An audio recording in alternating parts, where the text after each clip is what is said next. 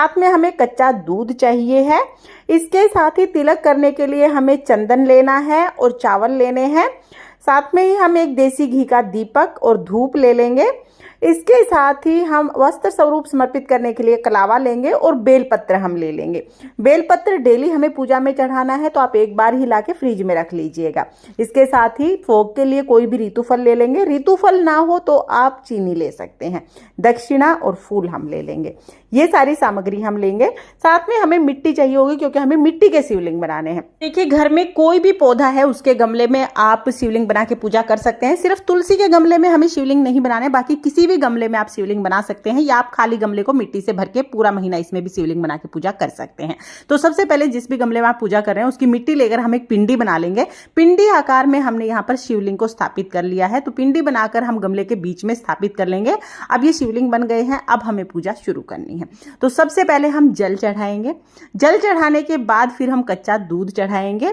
दूध गर्म किया हुआ नहीं लेना है, कच्चा दूध हमें लेना है। इसके बाद फिर से हम जल चढ़ाएंगे, यानी शिव जी को 3 बार अभिषेक किया जाता है शिवलिंग का, तो हम अभिषेक कर देंगे। उसके बाद वस्त्र स्वरूप हम कलावा समर्पित कर देंगे, तो छोटा सा कलावा हम चढ़ा देंगे। चंदन से हम तिलक लगा देंगे। ध्यान रहे तिलक हमें चंदन से ही लगाना है, या तो आप भस्म से लगा सकते हैं। उसके बाद हम चावल समर्पित कर देंगे और फिर हमें बेलपत्र समर्पित करना है। तो 1 2 3 4 5 जितने बेलपत्र हो सके आप उतने बेलपत्र समर्पित कर दीजिएगा। डेली हमें बेलपत्र समर्पित करना है। फिर हम देसी घी का दीपक जला देंगे। और देखिए, पूजा में अगर फूल है तो बहुत अच्छी बात है, आप फूल समर्पित कर दीजिएगा। किसी दिन फूल नहीं है तो कोई बात नहीं, बिना फूल के भी पूजा कर सकते हैं। तो जो भी फूल हो वो फूल समर्पित कर दें।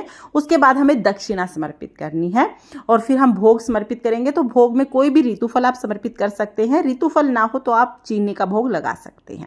उसके बाद धूप दीप हम दिखाएंगे और बहुत ही प्रेम पूर्वक हम भोलेनाथ की आरती करेंगे। तो यहाँ पर आरती कर लेंगे। आरती करने के बाद हाथ जोड़कर पूजा में रही कमियों के लिए क्षमा याचना करेंगे और अपनी मनोकामनाओं को पूर्ण करने के लिए प्रार्थना करेंगे। तो इस तरह से हमें रोजाना पार्थिव शिवलिंग बना के पूजन करना है। पूजा के बाद जो आपने भोग चढ़ाया है वो घर के सब सदस्यों में प्रसाद के रूप में बांट दें। इसके साथ ही जो दक्षिणा आपने चढ़ाई है ये दक्षिणा आप रख लीजिएगा। पूरे 1 महीने तक आप रोजाना दक्षिणा चढ़ाएंगे। सारी दक्षिणा इकट्ठे करके आप दान कर देना। तो यहाँ पर मैंने दक्षिणा रख ली है।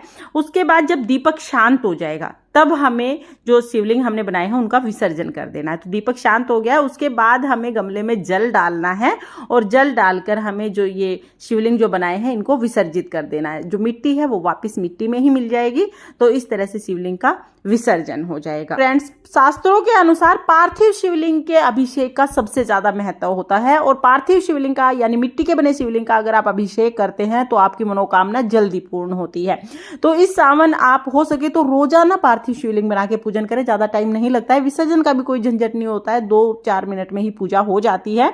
लेकिन अगर आप रोजाना पार्थिव शिवलिंग नहीं बना सकते हैं तो कम से कम सावन के सोमवार के दिन आप मिट्टी के बने हुए शिवलिंग का पूजन जरूर करें। पार्थिव शिवलिंग की प्रतिदिन पूजा का ये सबसे सरल वीडियो है। आपको ये वीडियो कैसा लगा कमेंट करके जरूर बताना। और अगर ये वीडियो पसंद आया हो, वीडियो आपके लिए थोड़ा बहुत